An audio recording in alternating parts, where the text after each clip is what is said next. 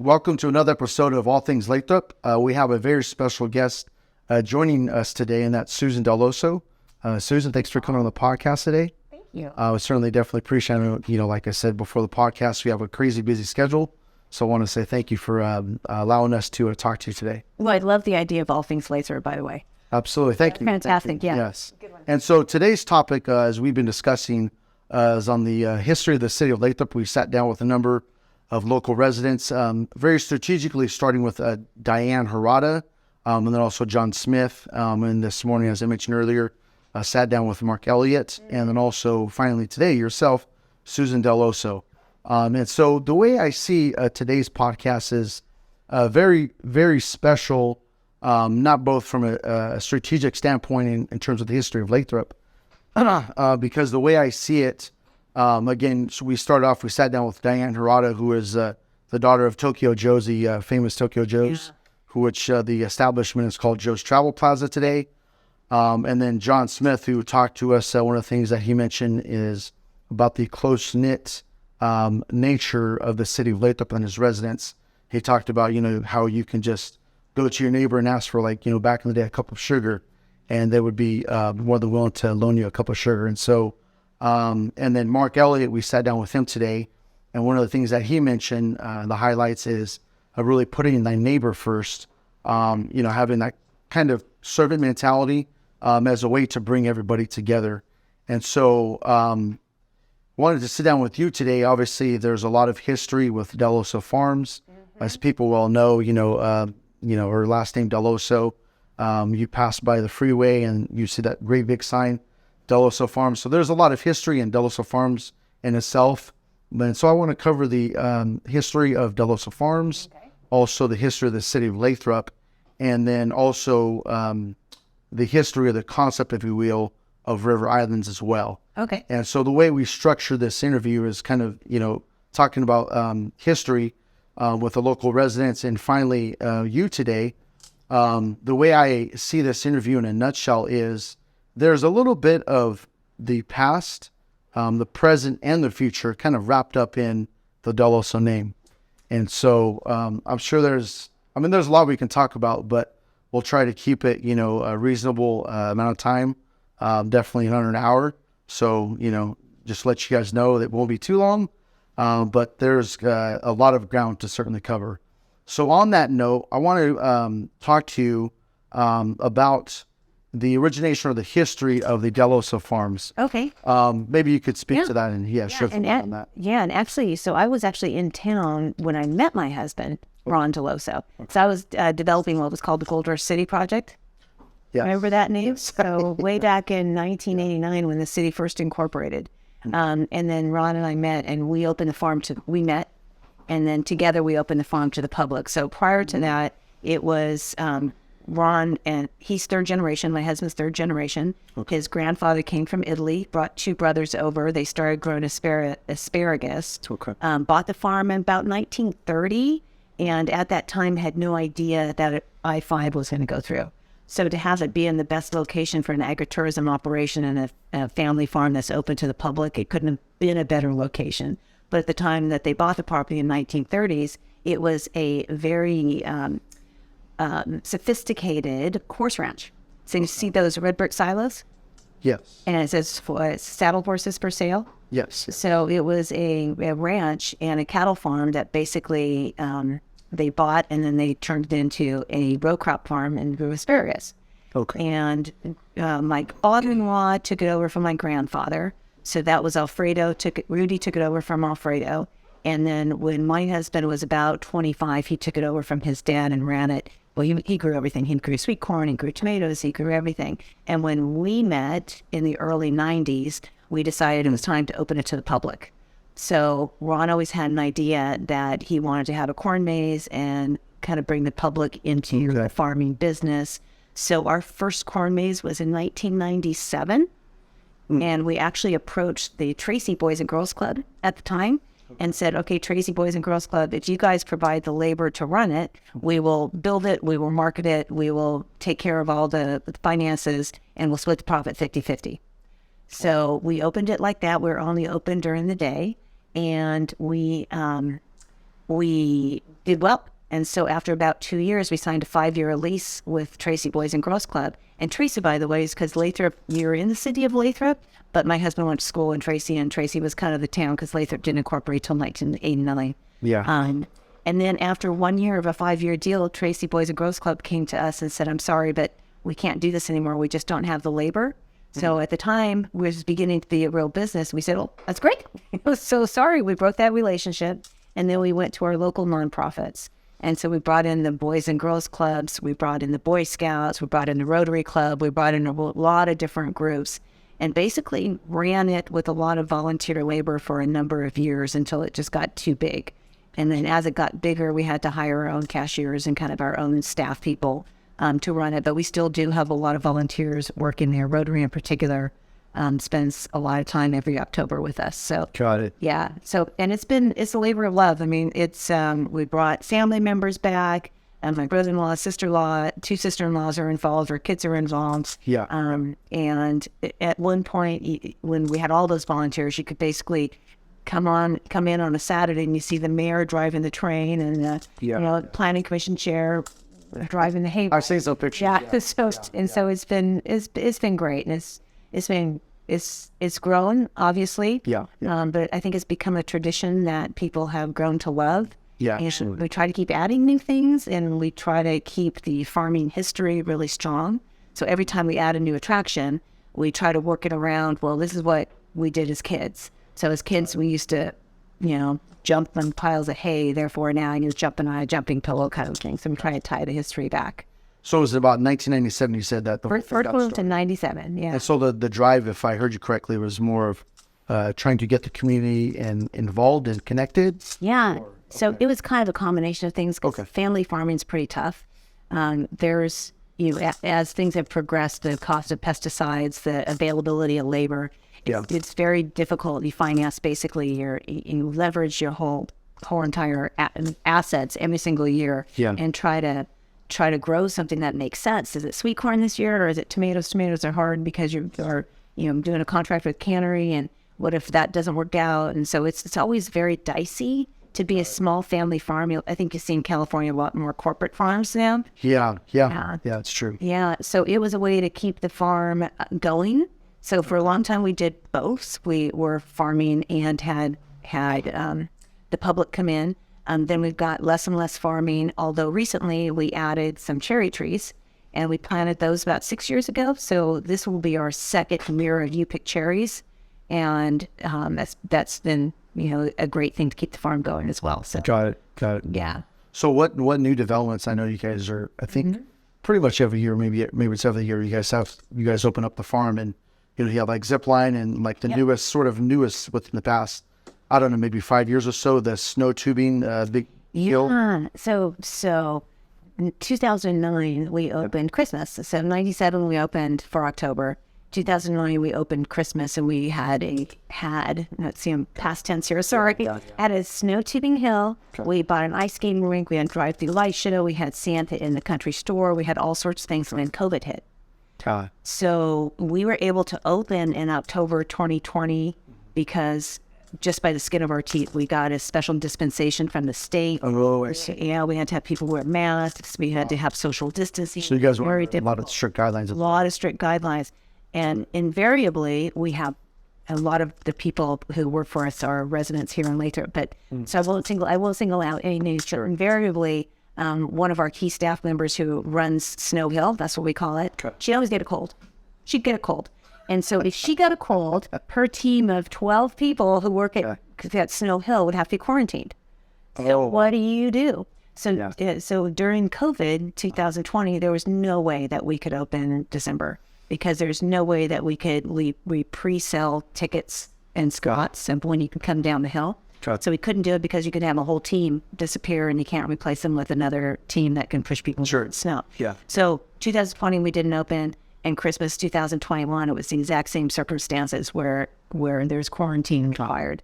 So this last year in 22, with COVID's, none of us say been totally gone, and we probably wouldn't have had to do the quarantines, but it just became a little bit dicey to try to open it again. So we're still debating the future of whether we bring that back. But we didn't do it this year. 2 years in a row, we couldn't do it during Cuddly, but this last year, it was more of a choice. Got it. So you mentioned cherry trees. Are there any, are the new developments or anything you guys are going to put out when the next time you guys? So in October. So last year we did something called Tiny Town. Did you get to that? I don't believe so. So no, forgive me.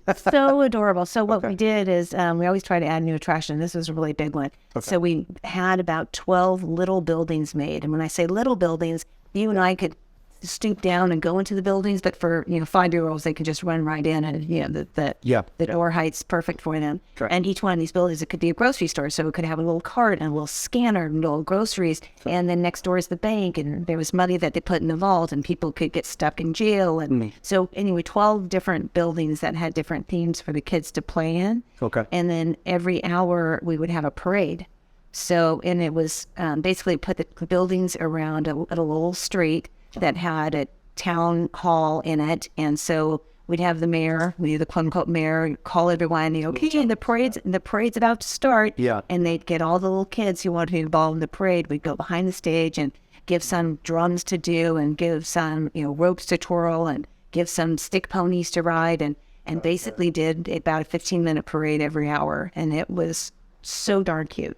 You couldn't, it added about, people stay about 4.5 hours at the farm, and it added an additional hour. Oh, so that's interesting. So you obviously, having said that, you track a lot of the metrics then, obviously. We do. Okay. We do. We have parking people, professional parkers, and CHP has to direct traffic on the busy days. Okay. Yeah, because we have a lot of people coming off the freeway. And so our parking professionals notice, the turnaround time about, okay, well, that part of the parking lot we parked, we can come back to it in 4 hours, or whatever it happens to be. So I think that was a pretty good metric of determining how long. Yeah, that's a pretty good amount of time. 4.5 hours. That's really good. It's a lot. It's a lot. And I tell you, a couple of years ago, it's been about 5 years now. Yeah. We used to be able to come into the farm, and you come in for free, and then we pay to do all the different activities, whatever the activity was. Okay. And it was chaos, because you would pay to do corn maze here, and you'd pay to do blasters there, and you'd pay in this over there. Yeah. So about 5-6 years ago, we went to a one-price entry, and it was a lot of consternation at the beginning, but now you come in and you just go and it's a lot more streamlined. It's a lot more streamlined. You don't have to wait in lines. We concentrate where the money's being collected. You can pre-purchase tickets, all of that. We had to do online sales during COVID. That was pretty much the only way to come in. What would have been some like the biggest attractions that you've noticed that people have constantly assembled around it? So what's shocking? So we thought last year, if it rains, well, that's not too bad, because it's the corn maze, you can shut it down, right? Okay. So who knew that 95% of the people who come through the gate go through the corn maze? I was shocked. I was shocked. The zip line was that a huge? Really? That was big, but not as big. Corn maze is the biggest one. Unbelievable. It was almost universal that everyone went through there. And we had so many different things, whether it's, even listening to music, or now doing the parades, or pirate shows, or we have pig races, or we have little speedway bicycles. People do everything, but you can't do it all. Got it. So, but I was really surprised to find out that the overwhelming majority of people actually went through the corn maze. And we did that by clicking them. And I know how to front gate, and I know how many people went to the corn maze. Yeah, I was watching a video last night where I forget what year it was, but you guys had designed the corn maze, looking from the top down. Yeah. Like NASA, basically. Yeah. So that was pretty cool. So do you guys switch it up every few years, or? We should switch it up every year. Every year? Every year, yeah. So it's a different design every year. Okay. It used to be, if you can believe this, so the way when we started it was, 97, there wasn't a lot of technology. Yeah. We'd get this huge piece of graph paper, and my mother-in-law would draw a design on it, and it would show all the different paths, and it would basically be a design with the maze cut into it. And then each square of graph paper, which had 10 lines in each direction, was a 10-foot square on the ground. So we literally would take that graph paper and say, okay, well, row number 1. Oh, wow. Row number 30, you need to pull corn between, because back to the climbing part. Maze back, when it's tiny. You don't wait till it's tall. You don't go and cut a maze when it's tall. So we say, okay, row number 30, you have to pull corn from, 15 feet in to 22 feet in, and so That's a whole lot of plane right there. all past 9. That's a whole lot of playing just on paper than actually executing in the field. Oh yeah, and then out in the field. That's a. And if you've ever been in the middle of a corn maze, and if you don't have good berries, it's like you have Right. no idea what Yeah. can be people who have good berries. So Yeah. so now it's just GPS, and we hire a company that does it, and they go in and carve it out. So, is there a theme that you guys are going to be going for this coming fall? We always include a pumpkin. We always include a witch. We always include a lot of the Halloween themes. Last 2 years, we did have the same. It said, Dell'Osso Farms, here we come. So that whole song, California Gold, if you ever, Dell'Osso or California, here we come. Yeah, I've seen that. It actually just last night. Yeah, so we did a parody on that for Dell'Osso Farms, here we come, and so we cut that into the maze, which was kind of fun. Okay. But in this next year, what we're bringing back, or what we're bringing in October of 2023, is we're building a gigantic treehouse. Okay. So we're working with a company down in Paso Robles to build a big treehouse that has slides and everything that we can do that the kids, everything that we can provide that the kids can do that's low tech makes us happy. Just let them go run. Yeah. So I want to transition and talk about Sure. the city of Lakeville specifically as it pertains to like your experience. Obviously, you married into the Dell'Osso family, married your husband, Ron. Yep. Would you be able to speak to our audience and tell us about how your family came here, or maybe just speak to maybe a minute or two about the history of where your family came from and how it interchanged with the city of Lathrop? Okay, family as in Dell'Osso family, or family as in You're rated. not me. So I was actually a developer. So I'm a land developer by trade. Okay. So I had been working for the same company in this on March 11th is 36 years. A gentleman by the name of Alan Chapman, and we do large land development. So I did a project called Windermere Ranch, which is part of Dory Valley in Santa Rosa. Yes. Okay, so you know that was one of my projects. Got it. And in 1989, when the city of Lathrop was incorporating, we were approached by an individual who wanted to do a project based on theme parks. And he wanted to do it as getting to be the 150th year anniversary of finding gold in California. So he wanted to do a Gold Rush City theme park and an animal park, and there was 4 theme parks involved. Got it. So he approached Alan, who, again, I've worked for 36 years, which Okay. is well more than half my life. Got it. And so he approached Alan, and we got involved, and we became the financing entity, which in turn is how I came to Lathrop and met my husband. Okay. Yeah, and so I'm a developer by trade and a farmer in practice.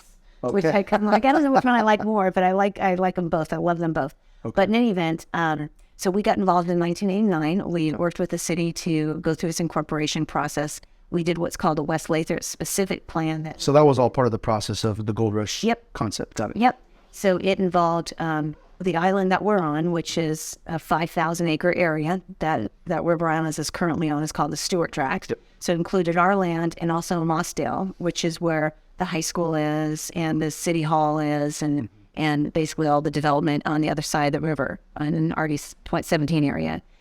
So we did a entitlement document called a specific plan for the Mossdale area and for the Stewart Tract area. And it was called the West Lathrop specific plan. Okay. And the Stewart Tract, which is where River Islands is, was identified for construction of the 4 theme parks. And it did have 8,500 housing units and some commercial space. So that was in 1989.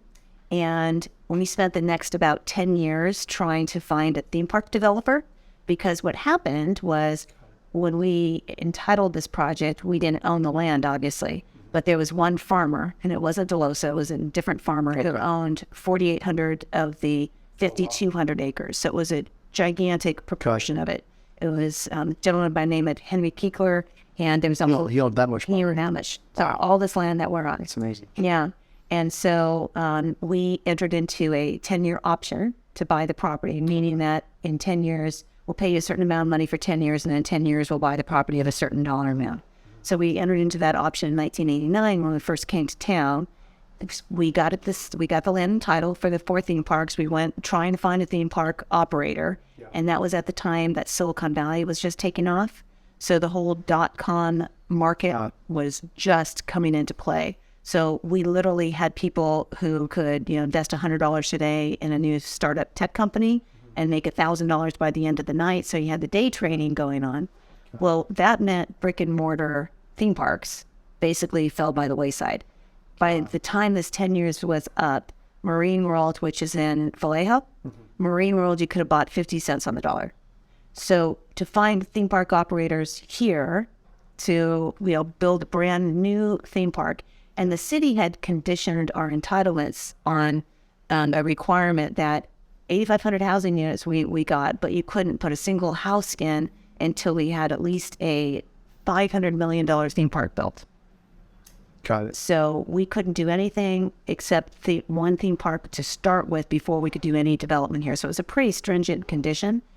So when we came to the conclusion that we could not get a theme park operator because the whole world had changed with Silicon Valley, we set out to change the project. So there was 3 individuals in town, Benny Gatto, Yes. Mike Bradshaw, and Apollinar Sangalang, that they put together a citizens initiative that basically said you could change the theme park first requirement, get rid of any obligation to build a theme park. Change the structure. Yep, and allow the development to occur. Got it. So what we did, we said, well, that's fine, but we still want to bring jobs. So what we agreed to was if we can get rid of that theme park first requirement, we will agree that for every house that gets built, we will set aside $5,000 per house. Yeah. That can be used as an economic incentive to attract employers into the city of Lathrop, and specifically into the Stewart Tract or River Islands project. And then what we also said is that we have a 500-acre or 350-acre business park at River Islands. We will not allow any warehousing or industrial use, because our fear was you put in a warehouse, you may have a 1 million square foot warehouse with 10 people working in it, and that really wasn't the intent of what we were trying to do, which was to provide a lot of jobs. So the Citizens Initiative went through a process in November 2000. Okay. Oh my gosh, November 2000, which is crazy. Years ago, yeah. We won, and citizens approved it. And basically, the citizens said, "We want jobs here. We don't care if they're theme park jobs. We want just jobs here." So when the citizens approved the removal of the theme park first requirement and the restriction of the economic development fee on every house, we set down to redesign the project. So that's when River Islands was born. Got it. We brought in land planners. We basically gave them a couple of conditions of, for example, we want a town center that's located in the center of the community of Lathrop, because the city is divided by a river, so we want the town center as close to the center or on the far edge of our property and closer to the middle of the city as possible. We want a walkable, sustainable community. We want a jobs housing balance, and we want something that's really spectacular and highly amenitized. Because you have to remember, the theme parks were going to generate a lot of extra tax revenue for the city, and by going to a more traditional development, it wasn't going to generate a bunch of taxes. We were always going to break even. We'll never cost the city a penny, but we weren't going to generate tens of millions of dollars in excess taxes a year because of all the revenue coming in from theme parks. So we redesigned the project, highly amenitized. City approved it unanimously, and then we set about starting construction. And that was in 2003 when we got the original approvals for River Islands. Entered into all the development agreements, all the different documents, and then we started building our levee system, so our flood protection system in 2005. Super levees. 2005, which is great. But if you remember what happened in 2005-06 is the whole recession. So everything was wonderful here, and then in 2006 the market dropped out. So right when we were starting to talk to home builders to start selling lots, basically the houses went to 50 cents on the dollar. So you had houses over at Nostale that were, completely vacant, that had been built during the boom, that were now half the value. People had So just another roadblock. It was a huge roadblock. But the good thing is we didn't start development. So we rode out the recession from 2005 till 2012, which was kind of an interesting moment. Wow. Yeah, so there's 7 years there. And in that 7 years, the bottom just kept going down, down, down, down. So there was just 7 years of waiting, basically. 7 years away. We were busy doing. We did a couple of interesting things. Okay. And during that time, we had gotten entitlements previously to build a bridge across the San Joaquin River, because where Louise Avenue, River Islands Parkway extends, right where the baseball stadium Yeah, is. yeah. So that bridge was a requirement because we needed that second access point. Got it. So we had entitlements from the Army Corps and Fish and Wildlife and Fish and Game that were starting to expire. So we decided to build the bridge. The big thing is you have to get in the river because you can only build in a waterway during certain months. Got it. So we had to, and everything was starting to expire because there's 10 permits that came together. One's going to expire, one maybe another 3 years. So we decided to build a bridge, and we built a bridge literally just across the waterway, which is where the permits were, but we didn't have any roads connecting to them. So for about 5 years, we had a bridge in the middle of the river that went nowhere. And luckily, the Manteca Bulletin and Dennis Wyatt, who I think very highly of, rather than call it a bridge to nowhere, he called it a bridge of optimism. So I thought that was good because we spent $20 million building the bridge that went nowhere. Yeah. It was critical to get the permits. And then the other thing that happened that was super critical is when we were ready for development in 2005, we thought everything was going to be fine. We had our flood protection, we had our water, we had everything. We also planned our first school, and we're in a very small school district, Banton, which only has 100 kids in it. So we have an agreement with Banton to build all the schools for them. They won't build them, we'll build them on our nickel, and we'll try to get money from the state to get matching funds. Basically, the state will pick up 50% of the money. So in 2006, we got these approvals. Well, in 2011, the state came and said, hey, I've got your money for you, the 50%, and it's a $40 million school, so here's $20 million. Oh, wow. And we said, there's no development going on, but you know what? We feel so strongly about this that we matched the funds and we built the first school. But because there's no students, because we didn't have any houses, we literally had to start it as a charter school. Because charter schools, you can pull from outside your district. Got it. And luckily, the little 100-student district of Banta allowed us to do that.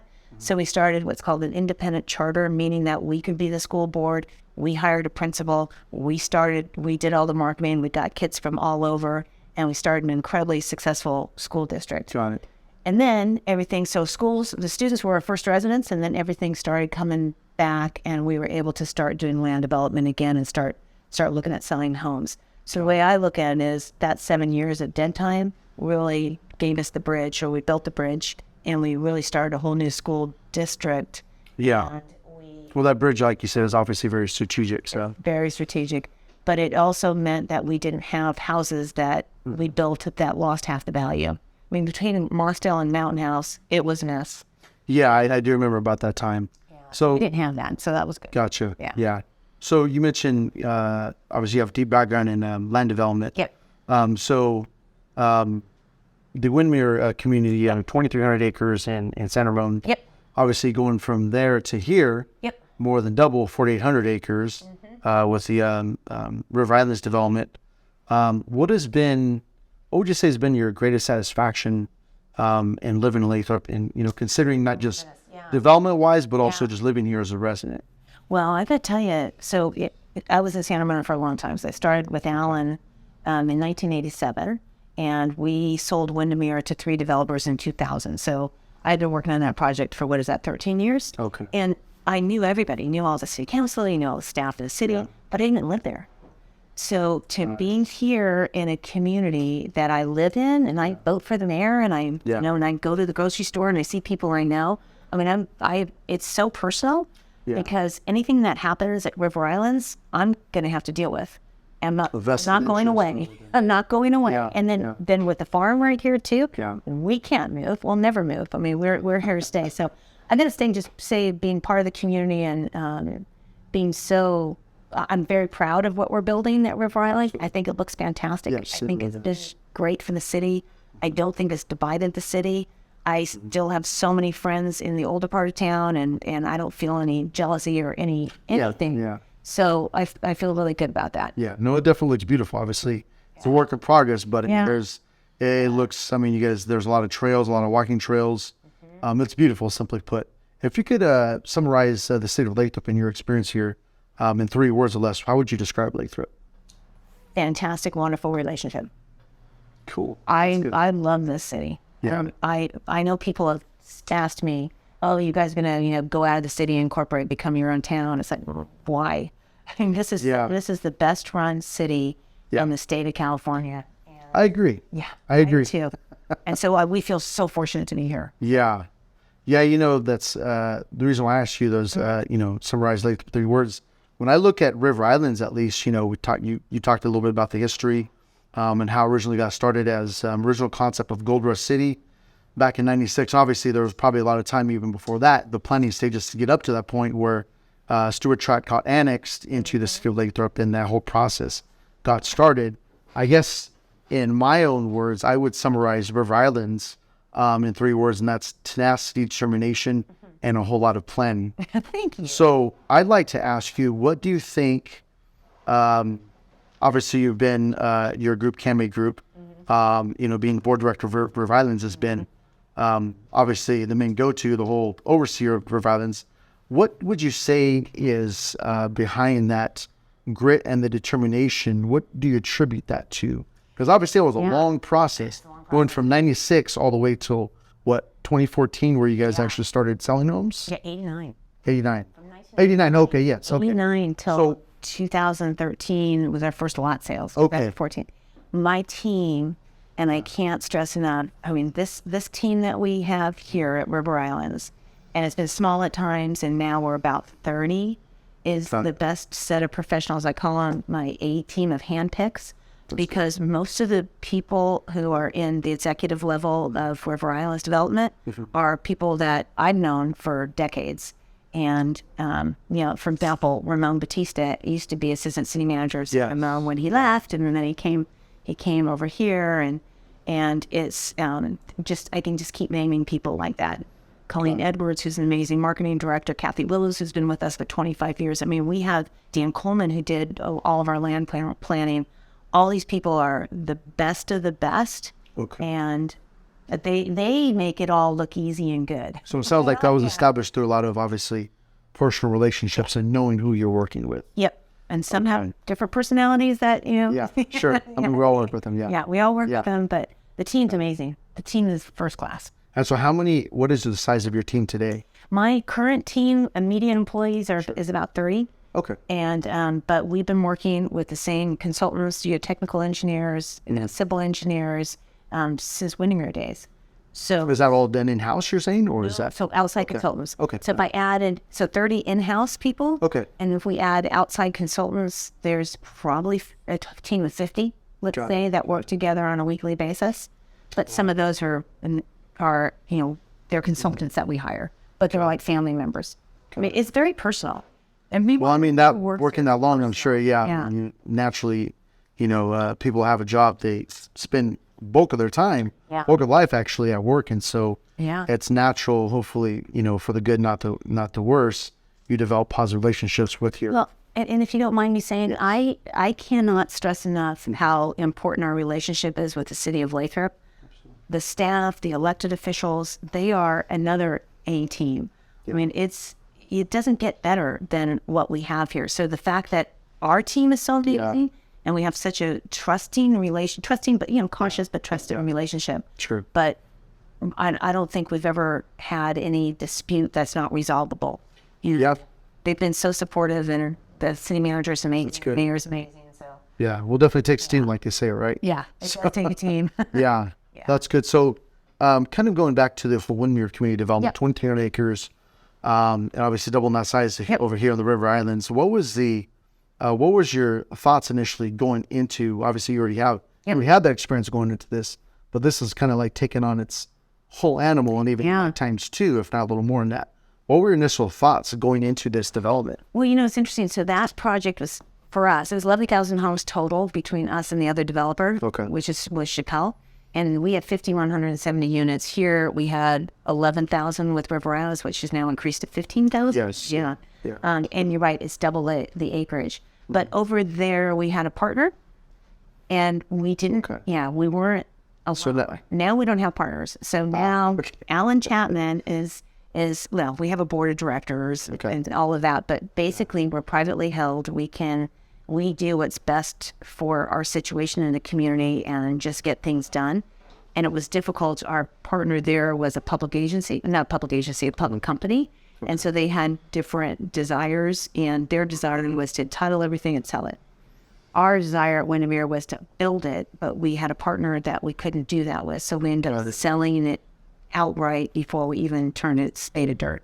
Got it. So here it's like we control our own destiny. There's a lot more control, but then for good or bad, that's also all under your control as well. So it's all our financial obligation. Yeah. So we don't have any. Got it. Yeah, we don't have any cushions. Okay. This is us. Yeah. Well, to your credit, honestly, you guys have done a great job. So kudos to you. And my boss, Alan, again, 36 years I've been working for Alan, he's a phenomenal person to work with, and his works for me now, which is right. Okay. Yeah. There you go. Now, so now you're his boss. I know. It's kind of funny. So give us a quick little snapshot. We were talking, a little earlier about you were still in phase one building. Yes. Obviously, ground has already been broken on phase two of the development of Rylands. There's only 2 phases. Yep. How many houses today, as of today or even this week, have been built? So we have occupied. So there's a couple of different ways to look at it. We have about 3,200 families that have moved in. Okay. We have built in various stages, probably about 3,600. So there's another 400 or so that have yet to be occupied. So they're in various construction stages. Okay. And then we have sold probably 3,800. So there's, and that's all in phase one. And it's everything from kind of smaller houses to bigger houses and lake houses. And we're just starting on apartments. So we're designing the apartments right now, which, interestingly enough, our intent is to own the apartments. So rather than sell land to a third-party apartment builder, which means we can't control it at all, So River Islands would own that. River Islands would own the apartments. Okay. And we'd hold them probably, at least till the build-out of the project, if not longer. And that way we can, just the appearance, the upkeep, all of it, it's just going to be really, really... So that, I would assume it's probably more aligned with the concept of being personally, having a vested interest, as opposed to condos. Obviously, you sell those. Right. But when you get apartments, I think there's probably a natural tendency where you want to have a vested interest so you can see everything positively grow over time. Exactly. Okay. Exactly. That's good. Yeah. What were some of the biggest roadblocks that you guys encountered in development of River Islands? Probably a couple of lawsuits that we had early on. We had a lawsuit with Sierra Club. And that was way early on, was when we annexed to the city. Right. And that, interestingly enough, turned out really good. Because as a result of that, we actually hit a settlement agreement where we have an agreement to work together, and we started a agricultural mitigation bank with the Sierra Club that now the rest of the county has bought into our bank. So for every acre that we develop, we provide enough land to buy a half acre, or an easement of a half acre of agricultural land. Got it. Yeah. So that was a big one. But then when we built the levee system, we actually got sued by a national group called NRDC, Natural Resources Defense Council. And they had a bunch of different environmental groups join the lawsuit. And at first, boy, it was stalemate. I mean, it was really, really difficult. It was a draw. It was a draw. We actually went to court, and we both lost. The judge ruled in their favor for something that would have really hampered. We build big fat levees. Yes. Okay, so every house that we would have put on that big fat levee, whether it was 20 feet back from the edge or 100 feet back from the edge, would have had to been a special permit from the state. Okay, that would have been really difficult because that obviously wasn't the intent. But they were using the lawsuit as their first climate change or global warming lawsuit. We lost on that. So they were saying that we should have considered global warming. We were saying, no, we shouldn't. But the judge said that, well, now you're building this big fat levee. Whereas how you define a levee, if it's 100 feet wide, it's still a levee. You still need a special permit for it. So we basically both lost big time. So you won the war, though. Well, we didn't win the war at the time. It forced us into this room that we're sitting in right now. Oh. And we sat here for months and realized that, we have a lot more in common, of course. Once you start talking, you have a lot more in common because we were doing the war of, newspaper articles and said, she said, all of that was in the Sacramento, it was all Sacramento stuff. And anyway, so we came to an agreement that, we can work on a larger flood reduction plan for the whole entire area. And River Islands is above sea level. We don't have any peat soil. There's really no reason to not develop this island. It doesn't make any sense. And they were thinking something totally different. So we came to the conclusion that we had a lot in common, and we still are working on a plan that would benefit the region rather than either one of us parties individually. Gotcha. Yeah. So those were two pretty big things. Recession was pretty big too. The 7 years of not knowing when the bottom was going to stop. I think it was that the thing that you alluded to. I think that was when 2006, where the federal emergency, basically they put out a I guess a decision, essentially that ruled that this, I guess as it pertains to local residents, they didn't have to get a flood insurance, and that was like the big hurdle that had to be overcome. I should say that was overcome in that time. That was like the big roadblock that was kind of moved out of the way, right? Yeah, we what was interesting is when this Stewart tract at 50-year level of flood protection, because it was at farming island. And so when we wanted to urbanize it, instead of going to 100-year, which is when you don't need insurance anymore, right, we went to a 200-year level even before it was required. So these big fat levees that we're building, which are amazing. Yeah. I mean, they're amazing. It's not... So you guys went above and beyond. We went above and beyond, and then the legislation caught up to us, but we already met it. So some people are behind the 8 ball on the legislation, but we were already there. So we were thinking ahead, thinking that we needed to be more robust. Kind of comes back to our plan about being more highly amenitized and more sustainable and kind of more responsible as a development. Same thing about flood protection, is we absolutely could not, put our residents at risk. Yeah, absolutely. So obviously a lot of hurdles have already been crossed, and, a number of homes have already been built. You guys are well on your way to completing both phase 1 and eventually, obviously, 25 years out, you mentioned, that'll be the completion of River Islands. Do you foresee any future impediments as you guys continue to build out?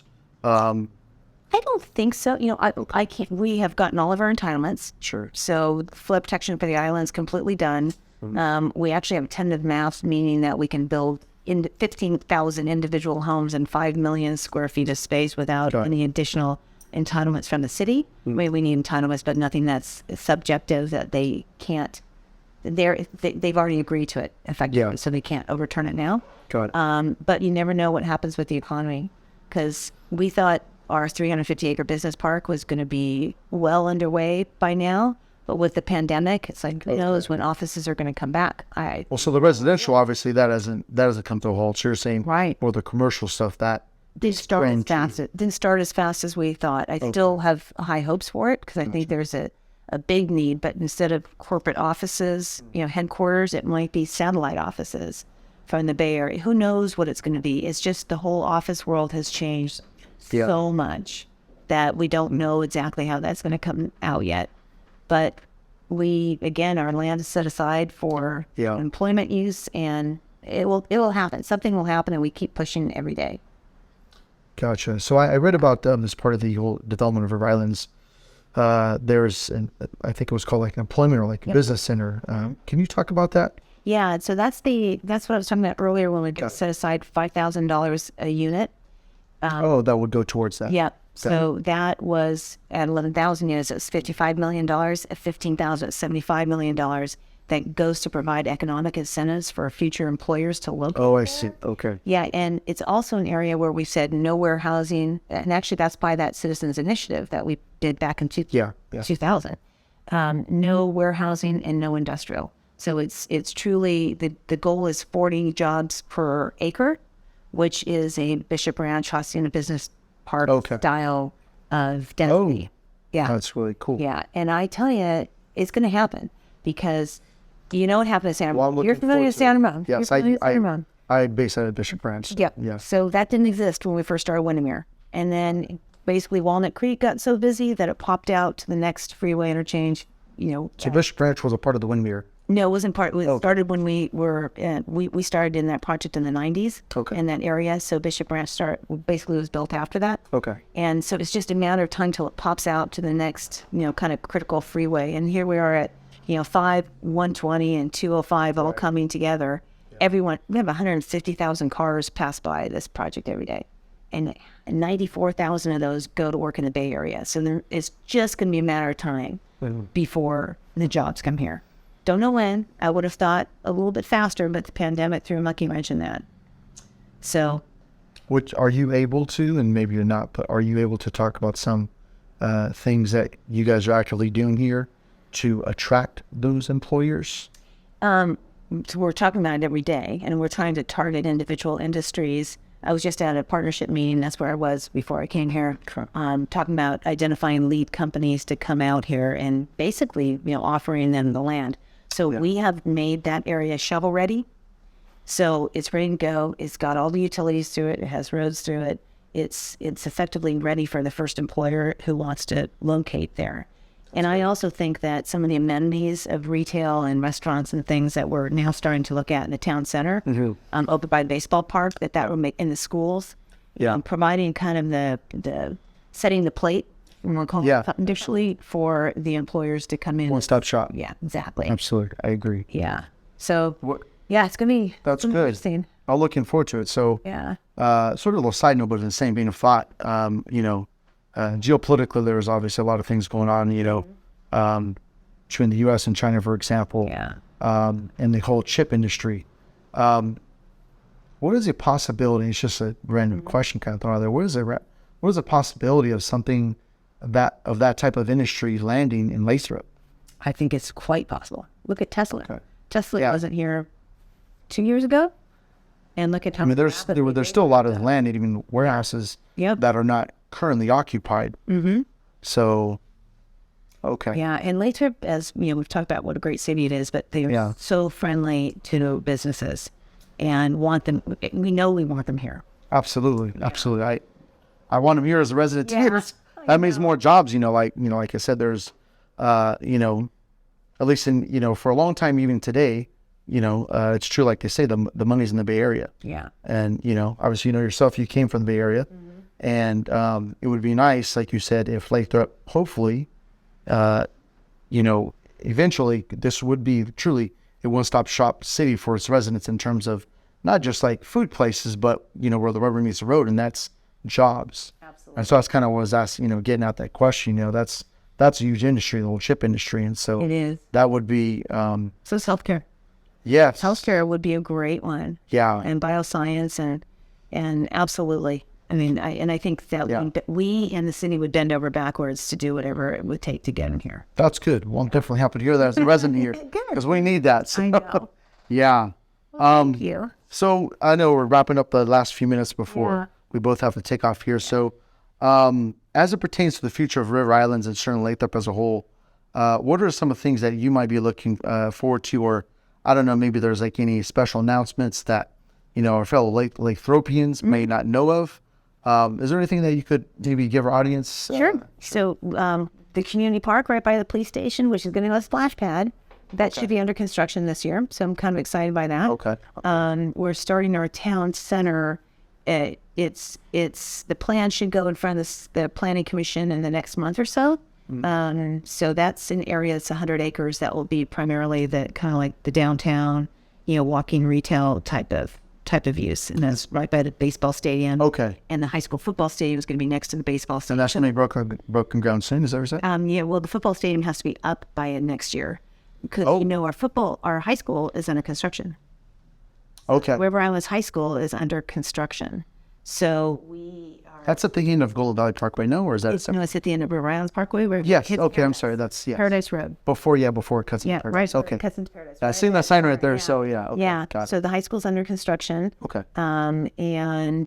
So I know that our football team needs that football stadium by August of next year. So got it. So a lot of things going in that downtown area. The high school is going to be fantastic because our ninth graders right now are at one of our K-8 schools. Okay. Yeah, and we've already let them know that they're going to spend their sophomore year there as well, unfortunately, because we had some setbacks with the weather and the state approvals. Yeah. But the high school's underway, so that's really exciting. Okay. Yeah. That's good. That's good to hear. There's there's a work in progress. Yeah. Any other things that you'd like to let our audience know? That's certainly a highlight as well. More development, they say, and it's true, if you're not growing, you're really just falling behind. And so there's a lot of growth, obviously, starting with the City of Lathrop in River Island. So definitely very thankful myself as a resident here. It's, I bought my house in the Mossdale area back in 2016. Great. Good. Paid a little more than I had envisioned, growing up in Lathrop. I came to Lathrop in 1989, grew up on the east side, right in front of Lathrop School, elementary school up 5th Street. So I'm growing up in Lathrop, $250. What about your new home? And so I paid, about $415 for mine. But thankfully, it's about doubled. So I'm definitely thankful for growth. Good. Is there anything else that you would like to mention that might be noteworthy? Any upcoming events? Anything else that you'd like to mention? No, but I will say about growth, there's growth and there's smart growth. So Yes, absolutely. I agree. Absolutely. I agree. just growing for growing's sake is not necessarily a good thing. So I think Lathrop does it right, and I think we do it right. So that's pretty good. As a complete side note, we are doing an American Heart Association run. We're becoming their location for the region. So they're shifting all their operations over here. So that runs in September. We're having our police and fire baseball game. I don't know if you've got tickets to that. No, I do not. 650 people have pre-registered. It's free. 650 people have pre-registered to be at Islanders Field on May 16th. May 16th. Okay, so that's not too far from now. Yeah, we're Betty and Joyce Gatto Historic Trail. We're doing the ribbon cutting on May 11th over that, and that will ultimately be a 16-mile trail that goes along the river around Perimeter River. I've seen that. Yeah, that's a beautiful sign they have up there. Yeah, right behind the baseball field. Yeah. The mud run. You guys not have. We don't do that anymore. I'm trying to waned. Yeah, the really waned. Yeah. Lost interest, or people lost interest. Interesting. Yeah, I think thought that was like a big thing there for a few years. If you've done it once, you've done it. I guess so. Yeah. I used to do it every year, but okay, it's fun. Well, thank you for coming on the podcast. Doing this podcast. Absolutely. It's a big deal. Yes, I definitely appreciate. It's like we were talking earlier. It's something that's been on my mind for a little over a year now, and so thankful I finally put it on paper and actually I'm doing it now. So for those this is the last end of the episode of the history of Lathrop. One of the next episodes that we're actually going to be doing is on the economy of Lathrop, and so I certainly hope to.